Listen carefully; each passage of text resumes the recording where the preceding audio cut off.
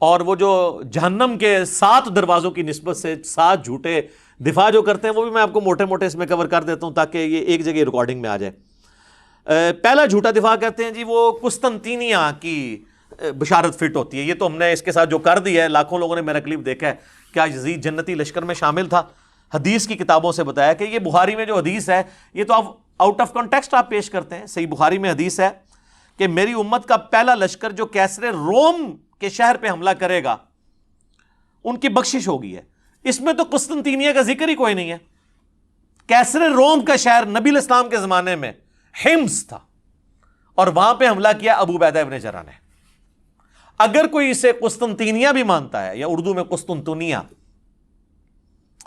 یا انگلش میں Constantine Nobel, تو تب بھی یہ پہلا حملہ تو ہے نہیں تھا، کیونکہ اسی حدیث میں نا وہ کہتے ہیں جی وہ بخاری کے اندر حدیث موجود ہے، اسی حدیث کے اندر آتا ہے نا کہ وہ ابو ایوب انصاری بھی اس لشکر میں موجود تھے اور اسی لشکر میں وہ فوت ہو گئے، اور جو کہتے ہیں یزید نے ان کا جنازہ پڑھایا۔ تو ظاہر ہے وہ اسی نے ہی پڑھانا تھا، حکمران ہی پڑھاتے ہیں نا، حکمرانوں کے ہاتھ میں سب کچھ ہوتا ہے نا۔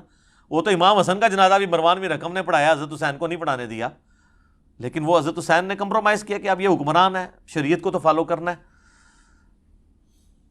تو وہ کہتے ہیں دیکھیں یزید اس لشکر کا امیر تھا، اس میں پہلے کا تو ذکر ہی نہیں ہے کہ یہ یزید جس لشکر میں تھا وہ پہلا لشکر ہے۔ وہ اب آپ سنیں، یہ بخاری سے جو حدیث پیش کرتے ہیں نا ابو ایوب انصاری والی، یہ 1186 ہے۔ ابو داؤد میں 2512 نمبر حدیث ہے۔ ابو عمران تابعی کہتے ہیں جب ہم قسطنطینیہ پہ حملے کے لیے پہنچے تو اس وقت ہمارے لشکر کے امیر عبد الرحمن بن خالد بن ولید تھے۔ تو یہ یزید سے الگ کوئی اور لشکر ہے، اور اس میں سیدنا ابو ایوب انصاری نے ہمیں ایک آیت کی تفسیر سمجھائی، اور پھر وہ اللہ کی راہ میں مسلسل جہاد کرتے رہے حتیٰ کہ آخر میں قسطنطینیہ میں دفن ہوئے۔ تو قسطنطینیہ پہ جو پہلا حملہ ہوا، اگر یہ 2 حملے بھی مانے جائیں، ویسے اس سے بھی پہلے ایک حملہ ہوا ہے، پھر بھی اگر یہ حملہ بھی پہلے مانا جائے تو حضرت خالد بن ولید کے بیٹے نے حملہ کیا ہے، کیونکہ اس میں ابو ایوب انصاری زندہ ہیں، اور بخاری میں جس حملے کا ذکر ہے جس میں یزید ابن معاویہ تھا، اس میں ابو ایوب انصاری 54 ہجری میں فوت ہوئے ہیں، وہ آخری حملہ تھا۔ ویسے اس کے بعد بھی حملے ہوئے ہیں، وہ تو پھر ہوتے رہے ہیں، حتیٰ کہ جا کے یہ سلطان محمد فاتح نے آ کے فتح کیا ہے، جو آپ ارطغرل دیکھ رہے ہیں آج کل، یہ 7واں سلطان ہے اسی کی ارطغرل کی اولاد میں سے، یہ تو جا کے پھر 8ویں 9ویں صدی ہجری کے اندر آ کے فتح ہوا ہے۔ تو بہرحال بشارت حملہ کرنے والے کے لیے تھی۔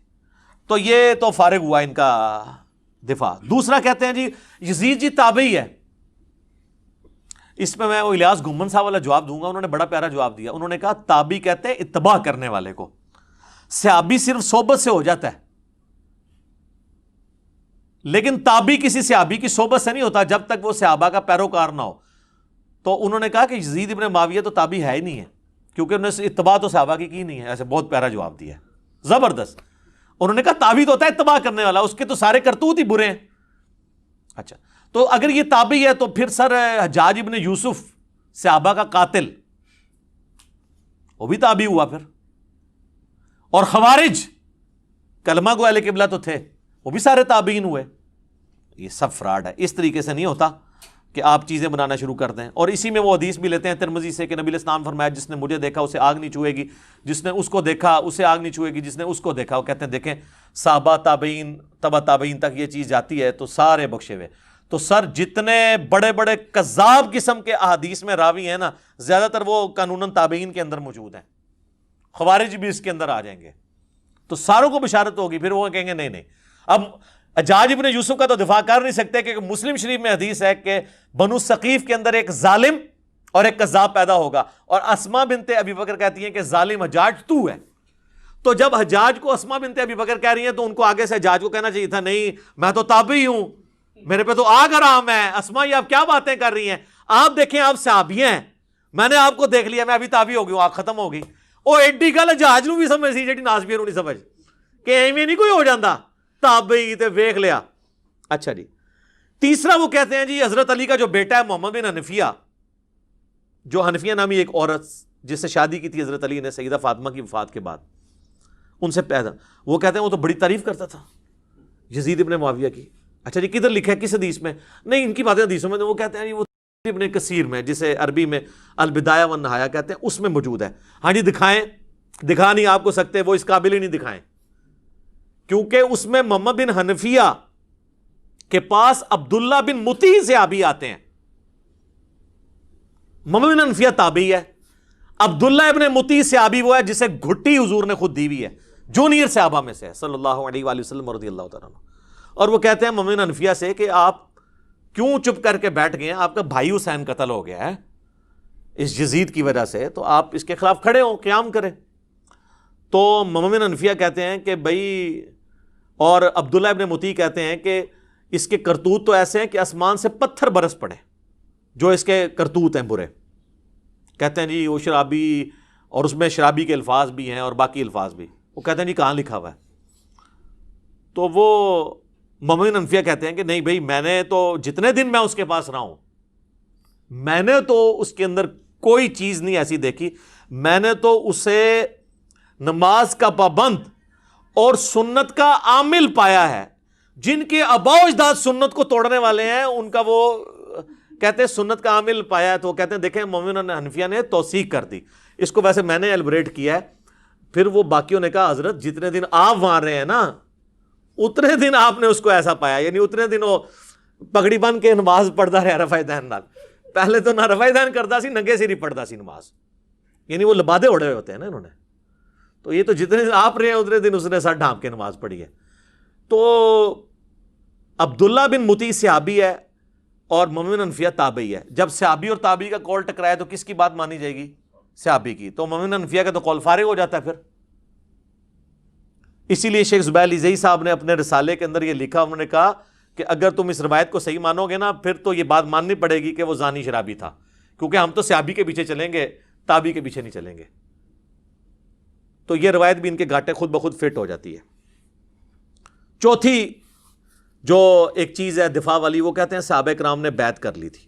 وہ میں آپ کو پہلے ہی کتنا بتا چکا ہوں کہ صحیح بخاری 4827 تلوار کی زور پہ بیعت ہوئی ہے، اور صحیح بخاری 6830 نمبر حدیث میں حضرت عمر نے کہا تھا کہ جس کی زبردستی بیعت لی جائے گی اس کا انجام قتل و غارت ہوگا۔ یہ تو ٹاپک میں ڈسکس کر چکا ہوں، اب کوئی نہیں کہے گا جی وہ کہتے ہیں جی عبداللہ بن عمر نے بیعت کی ہوئی تھی جی۔ تو وہ عبداللہ بن عمر نے شرائط کے ساتھ بیعت کی تھی، اور مجھے بتائیں، وہ کہتے ہیں جی بخاری مسلم میں آتے ہیں عبداللہ بن عمر نہ جا کے نا مدینہ شریف میں لوگوں سے کہتے تھے کہ بیعت نہ توڑو یزید کی۔ اچھا، وہ جن لوگوں سے جا کے کہہ رہے تھے وہ بریلوی دیوبندی اہل حدیث تھے، شیعہ تھے، یا صحابہ اور تابعین تھے؟ تو ان صحابہ اور تابعین کی قول کی کوئی قدر نہیں ہے۔ ہم سمجھتے ہیں کہ اس میں عبداللہ بن عمر کا قول شاذ ہے، اکثریت کا وہی موقف تھا۔ اور پھر عبداللہ بن زبیر جو ڈٹے رہے آخری وقت تک، وہ صحابی نہیں ہے، ایک قول لے لیتے شاذ۔ او عبداللہ بن عمر تو پھر دیکھ لیں آپ، صحیح بخاری میں آتا ہے عبداللہ بن عمر جو پوری زندگی بنو امیہ کا ساتھ دیتے رہے نیوٹرل بن کے، کبھی ان کا حصہ نہیں بنے، لیکن نیوٹرل بننا بھی ساتھ تھا۔ آخری عمر میں تو وہ پچھتاتے تھے۔ صحیح بخاری میں آتا ہے ان کو تو قتل ہی حجاج بن یوسف نے کروایا، ان کے پاؤں میں نیزہ مروا کے۔ اور المستدرک للحاکم کے اندر آتا ہے کہ عبداللہ بن عمر کہتے تھے مجھے پوری زندگی نہ میں نے کبھی نماز چھوڑی نہ کبھی روزہ، مجھے پوری زندگی کسی نیک عمل کے چھوٹنے کا کوئی غم نہیں ہے، جو مجھے یہ غم ہے کہ میں نے مولا علی کے ساتھ مل کر باغیوں کے خلاف قتال کیوں نہیں کیا۔ تو آخری عمر میں جو عبداللہ بن عمر کو بات سمجھ آئی نا، وہ حضرت علی کے ساتھیوں کو ان کی زندگی میں سمجھ آ گئی، کچھ کو واقعہ ہررا کے بعد سمجھ آئی، اور حضرت عبداللہ بن عمر کو آخری عمر میں سمجھ آئی جا کے۔ بہرحال حضرت عبداللہ بن عمر کا رجوع اس میں مل گیا، لہٰذا ان کے پیچھے کوئی نہ چھپے گا جی وہ بیعت سے روکتے تھے۔ جب ان کو ہاتھ لگے تو ان کو پتہ چل گیا کہ یار میں تو ان کے ساتھ چلتا رہوں، میرے ساتھ بھی انہوں نے ہاتھ کر دیے۔ پانچواں وہ کہتے ہیں جی کوفیوں نے مارا ہے جی، اہل شام نے نہیں مارا، وہ تو شام کی طرف جا رہے تھے جی۔ تو میں نے بتایا بھائی کوفیوں نے ہی مارا ہے، ظاہر ہے کوفے میں عبید اللہ ابن زیاد گورنر کوفہ جو ہے یزید کے ہی لگایا تھا۔ آج اگر وہ کہتا ہے پنجاب پولیس نے کیا تو اس کا یہ مطلب نہیں کہ پرائم منسٹر سے کوئی تعلق نہیں ہے، وہ انہی کے انڈر ہے، لہٰذا یہ بھی پلی غلط ہے، اس میں پہلے بھی ڈسکس کر چکا۔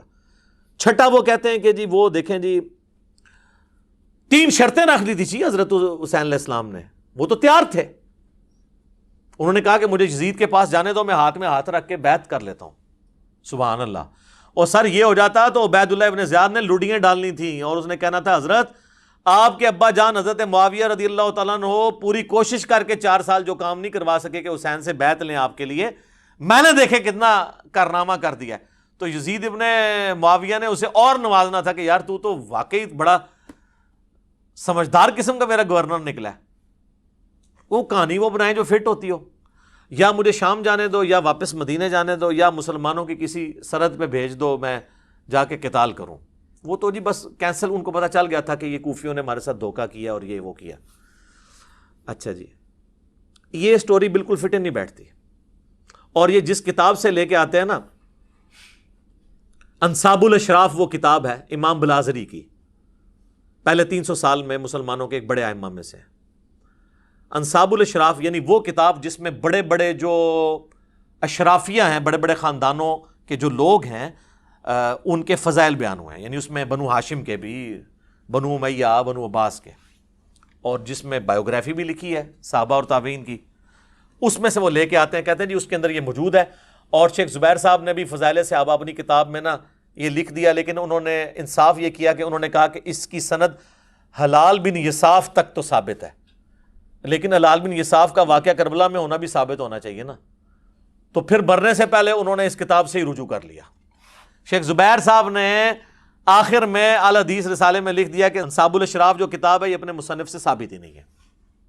ویسے زیادہ میجارٹی کا یہی موقف ہے کہ اپنے مصنف سے ثابت ہے، لیکن زبیر لذیذ صاحب گھبرا گئے تھے، وہ مجھے کہتے تھے کہ اگر یہ انصاب الاشراف کو انہوں نے صحیح مان لیا نا تو پھر حضرت معاویہ کا کیا بنے گا، حضرت ابو سفیان کا کیا بنے گا، کیونکہ اسی انصاب الاشراف میں بالکل صحیح سند کے ساتھ ایک چیز موجود ہے جو باقی اہل سنت کی کتابوں میں کوڈ ورڈز میں ہے، مسند البزار میں بھی ہے اور مجموع الزوائد میں بھی ہے۔ امام حیثمی جو ابن حجر اسقلانی کے استاد ہیں انہوں نے بھی لیا کہ نبی علیہ السلام کے سامنے سے ایک اونٹ گزر رہا تھا، آپ نے فرمایا کہ اونٹ پہ بیٹھے ہوئے پہ بھی اللہ کی لعنت، اس کی مہار پکڑنے والے پہ بھی اللہ کی لعنت، اس کو ہانکنے والے پہ بھی اللہ کی لعنت۔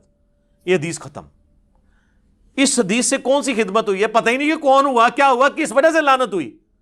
مسند البزار اور مجموع الزوائد میں یہ ادھوری روایت ہے، لیکن انصاب الاشراف میں ان 3 بندوں کے نام ہیں، وہ میں کوڈ ورڈز میں آپ کو بتا دیتا ہوں۔ اونٹ کے اوپر امیر شام کے والد محترم بیٹھے ہوئے تھے، اونٹ کی مہار امیر شام کے ہاتھ میں تھی۔ امیر شام میں یزید کو نہیں کہہ رہا، ان کے والد کو کہہ رہا ہوں، اور ہانکنے والے امیر شام کے بھائی تھے، جو مسند البزار اور مجموع الزوائد میں لکھا ہے کہ اونٹ بیٹھے ہوئے پہ بھی لعنت، ہانکنے والے پہ بھی لعنت، مہار والے پہ بھی لعنت۔ تو شیخ زبیر صاحب کہتے تھے پھر اس روایت کو بھی صحیح ماننے، تو انہوں نے کہا حضرت معاویہ کو بچانے کا، ابو سفیان کو بچانے کا رضی اللہ عنہما طریقہ یہ ہے کہ اس کتاب سے اعلان برات کر۔ اب اس میں اور بھی بہت ساری روایتیں ہیں، ٹھیک ہے، یزید کے آباء و اجداد کے تابوت آگ میں ہیں، وہ ہم نہیں بیان کرتے آپ سے، ٹھیک ہے، اور بھی کافی ساری چیزیں۔ تو اس کتاب سے انہوں نے جان چھڑا لی کہ چھوڑو ہے، تو لہٰذا آندہ کوئی 3 شرائط والی بتائے نا، ان کو 3 شرائط والی کتاب مننی ہے، اور اس طریقے نال ادھوری سند نہ مننی ہے نے تو۔ مصنف ابن ابی شیبہ میں جو روایت ہے کہ حضرت عمر نے نعوذ باللہ دھمکی لگائی حضرت فاطمہ کو کہ میں تیرے گھر کو آگ لگا دوں، تو وہ ہم کیا کہتے ہیں کہ وہ زید بن اسلم جو ہے، وہ حضرت عمر کا غلام جو ہے، وہ اس وقت موجود ہی نہیں تھا وہاں پر جب یہ واقعہ ہوا تھا، وہ تو حضرت عمر کی غلامی میں بعد میں آئی، یہ سند منقطع ہے۔ تو اگر منقطع روایتوں کو حلال بن یساف کو ماننا ہے تو پھر آپ یہ بھی چیزیں ماننا شروع کر دیں۔ تو یہ ان کا ایک تھا، اور آخری دفاع ان کا پتہ کیا ہوتا ہے، وہ چھوڑو جی یہ باتیں نہیں کرنی چاہیے، پہلے مقابلہ کرتے رہتے ہیں، جب بالکل ان کو سمجھ آتی ہے نا او یہ کیا ہو گیا، تو پھر وہ آنکھیں بند کر لیتے ہیں، جی یہ باتیں کرنی نہیں چاہیے۔ تو یہ جو اتنی دیر سے آپ ہمارے ساتھ بحثیں کر رہے تھے، یہ کیوں کر رہے تھے؟ یہ آج پوری دنیا میں جو باتیں شروع ہوئی ہیں میں نے کروائی ہیں۔ میں نے اشرف جلالی کو کہا ہے کہ وہ بکواس کرے، میں نے آصف الوی کو کہا ہے کہ وہ بکواس کرے، اور اب پورے ملک کے اندر جو ایک آگ لگی ہوئی ہے یہ میں نے تو نہیں کروائی ہے۔ تو وہ کہے گا جی یہ قیامت والے دن پوچھا نہیں جائے گا، تو قیامت والے دن تو سر پوچھا جائے گا۔ المستدرک للحاکم میں حدیث ہے کہ اگر کوئی شخص مقام ابراہیم اور حجر اسود کے درمیان، وہ جو دروازہ بھی اسی پورشن میں آتا ہے، پوری زندگی نمازیں پڑھتا رہے اور روزے رکھتا رہے، پھر بھی اللہ سے اس حال میں ملے مرنے کے بعد کہ اس کے دل میں ہم اہل بیت کا بغض ہوا، تو اللہ تعالیٰ اسے ضرور دوزخ میں داخل کرے گا۔ کہتے ہیں جی پوچھا نہیں جائے گا۔ صحیح مسلم میں حدیث کیا نہیں ہے 240، علی سے محبت نہیں رکھے گا مگر مؤمن، علی سے بغض نہیں رکھے گا مگر منافق، پوچھا نہیں جائے گا۔ کیا فضائل صحابہ احمد بن حنبل کی کتاب میں حدیث نہیں ہے کہ میری وجہ سے 2 فرقے جہنم میں جائیں گے اور میری وجہ سے 2 فرقے گمراہ ہوں گے، ایک میری محبت میں غلوف کر کے اور ایک میری دشمنی میں غلوف کر کے؟ پوچھا نہیں جائے گا؟ وہ جی قرآن میں لکھا ہے تلک امۃ قد خلت لہا ما کسبت ولکم ما کسبتم، سورۃ البقرہ پارہ نمبر 1 کی آخری آیت، وہ آدھی پیش کرتے ہیں۔ اور وہ تو کہا جا رہا ہے، یہودی کہتے تھے ہمیں حضرت ابراہیم کی نسبت حاصل ہے، حضرت ابراہیم کی نسبت سے ہی اللہ تعالیٰ ہمیں چھوڑ دے گا، تو اللہ نے فرمایا کہ ابراہیم اور ان کے ساتھی اپنے نیک اعمال اپنے ساتھ لے گئے، تم سے نہیں پوچھا جائے گا کہ انہوں نے کون سے نیک اعمال کیے، تم سے تمہارے اعمال کے بارے میں پوچھا جائے گا۔ برے اعمال کا تو ذکر ہی نہیں ہے، ورنہ الفاظ ہوتے علیہا مکتسبت وعلیکم، وہ لہا ما کسبت ولکم ما کسبتم۔ ظاہر ہے قرآن میں تو مرے ہوئے لوگوں کی برائیاں بیان ہوئی ہیں نا۔ حضرت یوسف کے بھائی قرآن کے نزول کے وقت زندہ تھے، تو ان کی برائی کا ذکر جو ہوا ہے، قرآن تو ظاہر ہے ان ساری چیزوں کو ایڈریس کرتا ہے۔ قرآن کیسے کہہ سکتا تھا کہ مرے ہوئے بندوں کی برائی نہیں؟ اور یہ جو اسماء و رجال کا علم ہے جس کے تحت آپ حدیث کی کتابوں میں راویوں کے اوپر بحثیں کرتے ہیں، یہ تو سارے مرے ہوئے لوگوں کی غیبت ہو رہی ہوتی ہے، اور یہ غیبت وہ ہے جو کرنا واجب ہے، نہ کرنے والا گناہگار ہوگا۔ امام مسلم نے پوری بحث کی ہے اس کے اوپر۔ تو یہ آخری بہانہ ہے، یہ بھی ان کا بہانہ ختم ہوا ہے، اور خود ساری بحثیں کرتے ہیں، ہمیں کہتے ہیں جی وہ کہ قیامت میں پوچھا جائے گا۔ تو بھائی پوچھا جائے گا جب ہمارا دوزخ، ہمارا دین، ہمارا ایمان ان چیزوں کے ساتھ جڑا ہوا ہے۔ اور سٹارٹ میں نے غدیر خم، نبی علیہ السلام 3 دفعہ فرما رہے ہیں، میں صحیح مسلم میں 4 حدیثیں تمہیں اہل بیت کے معاملے میں اللہ کا خوف دلاتا ہوں۔ تو جب حضور کسی بات سے ڈرا کے جائیں اس کے بارے میں پوچھا نہیں جائے گا؟ آپ اس وقت کہتے ہیں یا رسول اللہ کیوں خوف دلا رہے ہیں، کیڑا پوچھا جانا ہے؟ لگ پتہ جانا ہے تو انشاءاللہ تعالی۔ ویسے تو ان تبدیلی آ رہی ہے، اب لوگ کتابوں کی طرف آ رہے ہیں۔ مرنے سے پہلے اے مسلمان کر لے اس پہ غور، کتابوں کا خدا اور ہے، بابوں کا خدا اور، کتابوں کا دین اور ہے، بابوں کا دین اور، کتابوں کا جہاں اور ہے، بابوں کا جہاں اور۔ کہنے کو تو دین سب کا اسلام ہے، لیکن کتابوں کا جہاں اور ہے، بابوں کا جہاں اور۔ تو میں اپنی گفتگو کو کنکلوڈ کرتا ہوں 2 اقوال کے اوپر۔ ابراہیم نخعی 96 ہجری میں فوت ہوئے، تابعی ہیں، بخاری مسلم کے راوی ہیں۔ ان کا قول صحیح سند کے ساتھ موجود ہے المعجم الکبیر طبرانی کے اندر۔ وہ کہا کرتے تھے بالفرض میں حسین ابن علی کے قاتلین میں شامل ہوتا اور قیامت والے دن اللہ مجھے معاف بھی کر دیتا اور میں جنت میں بھی پہنچ جاتا، تب بھی میں جنت میں رسول اللہ کے سامنے آنے سے ڈرتا کہ کہیں جنت میں ہی حضور مجھ سے یہ نہ پوچھ لیں کہ تو بھی شامل تھا میرے حسین کے قاتلوں میں۔ حالانکہ جنت میں پہنچنے کے بعد تو کسی کو ڈر نہیں ہونا چاہیے، جنت سے نکالا نہیں جائے گا، لیکن جو غیرت مند ہوتے ہیں نا ان کو ڈر ہوتا ہے، بے غیرتوں کو نہیں ہوتا، اور بے غیرتوں نے جنت میں جانا بھی نہیں ہوتا۔ جن کو جنت میں جانے کی ٹینشن ہے نا انہی کو ڈر ہے کہ وہاں پہ حضور ہم سے نہ پوچھ لیں۔ اور دوسرا امام محمد بن ادریس الشافعی المتوفا 204 ہجری کا مشہور زمانہ شعر جو تمام اسماء و رجال کی کتابوں میں نقل ہوا، ابن تیمیہ نے بھی نقل کیا، ان کے شاگرد امام ذہبی نے بھی نقل کیا، ان کان رفضا حب آل محمد فلیشہد الثقلان انی رافضی۔ بالفرض اگر اہل بیت کی محبت کا نام رافضی ہونا ہے تو تمام جن و انس اس پر گواہ ہو جاؤ کہ میں رافضی ہوں۔ اس میں میں نے پھر اسے کمپلیٹ کیا ہے کہ بالفرض اگر رسول اللہ کی محبت کا نام بریلوی ہونا ہے، اگر غلوف کے درجے میں نہ ہو تو میں بریلوی ہوں۔ اگر صحابہ کرام کے دفاع کا نام دیوبندی ہونا ہے، غلوف کے درجے میں نہ ہو، معصومیت کلیم نہ کر دی جائے تو میں دیوبندی ہوں۔ اگر کتاب و سنت کو ماننے کا نام اہل حدیث ہونا ہے، اور یہ میرے آنے سے پہلے والے جو اہل حدیث تھے اب تو وہ کتاب و سنت سے ہٹ چکے ہیں، تو میں اہل حدیث ہوں۔ اور اگر اہل بیت کی محبت کا نام غلوف کے درجے میں اگر نہ ہو، جس میں صحابہ کرام پہ سب و شتم نہ کیا جائے، خلفۂ ثلاثہ کی توہین نہ کی جائے، جس طرح کہ ایران میں بہت اسٹرکٹ ہے اس میں معاملہ، اس کا نام شیعہ ہونا ہے تو ہم شیعہ ہیں۔ تو یہ صرف سمجھانے کے لیے، میں تو جو ہوں آپ کو پتہ ہے کیا کہ نام ہے بابی، نام ہے بابی، میں ہوں مسلم علمی کتابی، نہ ہم سو کالڈ وہابی ہیں، کوئی علمی بات کرے اسے کہہ دیتے ہیں وہابی ہے، اور نہ ہم بابوں کا دفاع کرنے والے بابی ہیں۔ اور بابی میں بریلوی، دیوبندی، اہل حدیث، شیعہ اور جتنے دنیا کے فرقے ہیں جو اپنے اپنے بابوں کے دفاع میں کھڑے ہیں وہ سارے ہی بابی ہیں، بلکہ اب وہابی بھی بابی ہو چکے ہیں۔ وہابیوں کو جب سنایا کہ ان کو کہنے نام ہے بابی، نام ہے بابی، کیونکہ وہ تو اب وہ کتاب و سنت سے تو وہ ہٹ چکے ہیں نا۔ تو اس کے علاوہ بھی کئی ایک باتیں ہو سکتی تھیں۔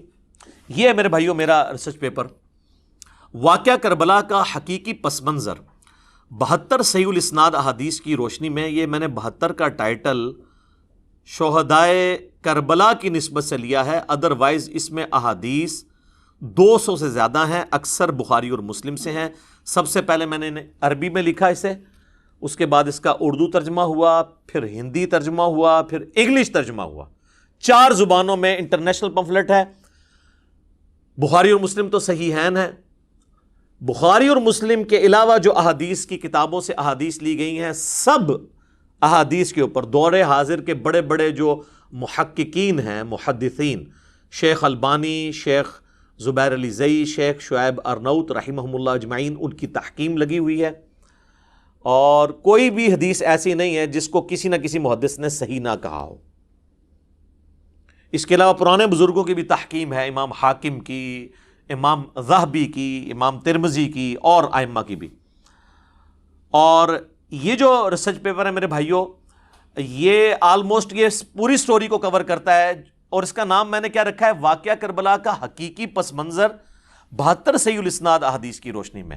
واقعہ کربلا کو ڈسکس کرنا اہم نہیں ہے کہ نعوذ باللہ من ذالک وہاں پر آرا چلا تھا یا تیر چلے تھے، اصل چیز امپورٹنٹ یہ ہے کہ یہ واقعہ ہوا کیوں نبی علیہ السلام کی وفات کے بعد صرف 50 سال گزرے اور آپ کی پوری اولاد ذبح کر دی گئی۔ یہ تو کسی پیغمبر کے ساتھ نہیں ہوا۔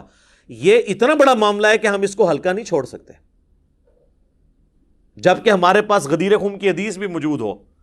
صحیح مسلم میں اوپر تلے 4 حدیث ہیں، مولا علی کے فضائل والے چیپٹر میں انٹرنیشنل نمبر کے مطابق 6225 سے 6228 تک نبی علیہ السلام نے اپنے آخری حج میں مدینہ شریف آتے ہوئے مکے سے واپسی پہ خم نامی گاؤں میں ایک خطبہ دیا، اونٹ کے پالان کا ممبر رکھا گیا۔ آپ علیہ السلام نے کنکلوڈنگ گفتگو کی، اے لوگو آگاہ ہو جاؤ، میں بھی ایک انسان ہوں، قریب ہے کہ اللہ کا قاصد یعنی موت کا فرشتہ میرے پاس آئے اور میں اس کی دعوت قبول کر لوں۔ میں اپنے بعد تم میں 2 بھاری چیزیں چھوڑ کے جا رہا ہوں، ان میں سے پہلی چیز اللہ کی کتاب ہے، اس میں ہدایت ہے، اس میں نور ہے، تم اللہ کی کتاب کو پکڑو، اپنا تعلق اس کتاب کے ساتھ مضبوط کرو۔ اللہ کی کتاب اللہ کی رسی ہے، جو اسے پکڑے گا وہ ہدایت پہ ہوگا، جو اسے چھوڑ دے گا وہ گمراہ ہو جائے گا۔ پھر زید بن ارقم کہتے ہیں کہ نبی علیہ السلام ہمیں ترغیب دلاتے رہے، اللہ کی کتاب، اللہ کی کتاب، اللہ کی کتاب، اور پھر فرمایا کہ دوسری بھاری چیز میرے اہل بیت ہیں، میں اپنے اہل بیت کے معاملے میں تمہیں اللہ کا خوف دلاتا ہوں۔ اور اس جملے کو آپ نے 3 دفعہ ریپیٹ کیا، لیکن امت نے بالکل الٹ کیا، نہ قرآن کو پکڑا اور نہ اہل بیت کو زندہ چھوڑا۔ تو یہ ایک بہت تلخ چیز ہے، اور نبی علیہ السلام ہمیں غدیر خم کے اوپر وصیت کر کے گئے، اور یہ پلیٹ فارم اللہ کے فضل سے قرآن کی توحید پہ کھڑا ہے، اور اہل بیت کے دفاع پر یہ پلیٹ فارم غدیر خم پہ ہے۔ الحمدللہ غدیر خم کی حدیث تو بہت کم ہی بیان ہوتی تھی، اور کئی مکتب فکر کے لوگوں کو تو اس حدیث کا پتہ ہی نہیں تھا۔ ان کو وہ ایک روایت جو ضرب تقسیم لگا کے حسن درجے تک پہنچتی ہے، المستدرک للحاکم کی، الموطا امام مالک میں بھی ہے، لیکن وہاں تو اس کی سند ہی چھوٹی ہوئی ہے، امام مالک نے بغیر واسطے کے روایت بیان کی ہے، پوری سند اس کی المستدرک للحاکم کے اندر ہے، کتاب العلم چیپٹر کے اندر 318 نمبر 318۔ وہ حجۃ الوداع کا خطبہ ہے کہ 2 چیزیں چھوڑ کے جا رہا ہوں، اللہ کی کتاب اور اس کے نبی کی سنت، اسے مضبوطی سے پکڑ لو گے کبھی گمراہ نہیں ہوگے۔ اور مسلم شریف میں جو حجۃ الوداع کا خطبہ ہے نا، انٹرنیشنل نمبر کے مطابق 2950، اس میں سنت کا ذکر نہیں، صرف کتاب اللہ کا ذکر ہے۔ سنت کو ماننا، کتاب اللہ کو ماننا اس کے اندر امپلائڈ ہے، کیونکہ قرآن ہی نے ہمیں سنت کی طرف رہنمائی کی ہے نا، من یطیع الرسول فقد اطاع اللہ، جس نے رسول اللہ کی اطاعت کی اس نے اللہ کی اطاعت کی، صلی اللہ علیہ وآلہ وسلم۔ صلاۃ بر محمد وآل محمد، اللہم صلی علی محمد وعلی آل محمد وبارک وسلم واصحابہ اجمعین الی یوم الدین، آمین۔ تو یہ میرے بھائیوں ریسرچ پیپر میں نے جو لکھا، اس ریسرچ پیپر میں میں نے کربلا کی پوری ہسٹری، وہ جو 6 ٹاپک ہیں وہ کور کیے ہیں۔ میں ان کی ہیڈنگ صرف آپ کو بتا دیتا ہوں۔ پہلا ٹاپک ہے منہج نبوی پر قائم خلافت راشدہ کی صحیح مدت کتنی تھی اور خلافت راشدہ کے حقیقی اہل خلفائے راشدین کون تھے۔ دوسرا ٹاپک خلیفہ راشد سے بغاوت بدعت ہے، جنگ جمل، صفین اور نہروان میں سیدنا علی کی حقانیت اور شہادت سیدنا عثمان کے اصلی اسباب، وہ جعلی اسباب نہیں کہ ایک عبداللہ بن سبا نے 40,000 صحابہ تربیت یافتہ ان کی مت مار دی، نعوذ باللہ، نہیں، آل امیہ کو بچانے کے لیے۔ عبداللہ ابن سبا پرسنالٹی ہے، وہ بعد میں آیا، اسے مولا علی نہیں قتل کروایا، اس کا مسئلہ بالکل الگ ہے۔ تیسرا ٹاپک، رسول اللہ صلی اللہ علیہ وآلہ وسلم نے اپنی وفات سے 1 مہینہ قبل مستقبل میں ہونے والے حکومتی بگاڑ سے متعلق غیبی خبریں دے دی تھیں۔ چوتھا ٹاپک، چوتھے خلیفہ راشد سیدنا علی رضی اللہ تعالیٰ عنہ علیہ السلام کے فضائل کا بیان اور ان پر ممبروں سے لعنت کرنے کی بدعت کب اور کس نے ایجاد کی۔ پانچواں ٹاپک، حضرت معاویہ رضی اللہ تعالیٰ عنہ کو حکومت مل جانے کے بعد سے بتدریج امت پر کیسی ملوکیت مسلط ہوئی اور اس کا بھیانک نتیجہ کیا نکلا۔ اس میں نے صلح حسن والا بھی وہ ایشو کور کیا ہے کہ وہ بھائی شرائط پہ صلح ہوئی تھی، اس طرح نہیں ہے کہ ایویں صلح ہو گئی تھی، اور پھر معذرت کے ساتھ ان شرائط کے ساتھ جو کچھ ہوا وہ آپ اسی میں پڑھ سکتے ہیں، آج ٹاپک نہیں ہے میرا۔ اور چھٹا ٹاپک، سیدنا حسین رضی اللہ تعالی عنہ علیہ السلام کے فضائل کا بیان اور یزید ابن معاویہ کی ملوکیت میں اس کے گورنر عبید اللہ ابن زیاد کے ذریعے مظلومانہ شہادت۔ یہ 6 ٹاپک میں نے کور کیے ہیں۔ یہ ریسرچ پیپر آپ مفت ڈاؤن لوڈ کریں، عربی میں، اردو میں، انگلش میں، ہندی میں، ہماری ویب سائٹ ahlsunnatpak.com سے۔ ہارڈ کاپی آپ اس کی بالکل فری منگوا سکتے ہیں، ڈاک کا صرف آپ نے خرچہ دینا ہے، TCS کا 300 روپیہ۔ اور صرف یہ ریسرچ پیپر نہیں، اس کے ساتھ یہ ٹوٹل 12 کا پیکج ہے، 9 ریسرچ پیپرز ہیں اور 3 اذکار کارڈ ہیں۔ 12 کا پیکج صرف 300 روپے میں، اور وہ بھی ڈاک کا خرچہ TCS کا، آپ کے گھر آ جائے گا صبح 9 سے لے کر شام 5 بجے تک۔ ہمارے اکیڈمی پہ آپ کال کر سکتے ہیں، اکیڈمی کا نمبر ہے +92 321 5900 162۔ پاکستان سے کریں گے تو 0321 5900 یہ اکیڈمی کا نمبر ہے۔ اور اس پہ واٹس ایپ اگرچہ ہے لیکن وہ انٹرٹین نہیں ہوتا، صرف کال کریں گے، نہ واٹس ایپ پہ میسج بھیجنا ہے۔ میسج بھی بھیجنا ہے تو آپ نے ٹیکسٹ میسج بھیجنا ہے۔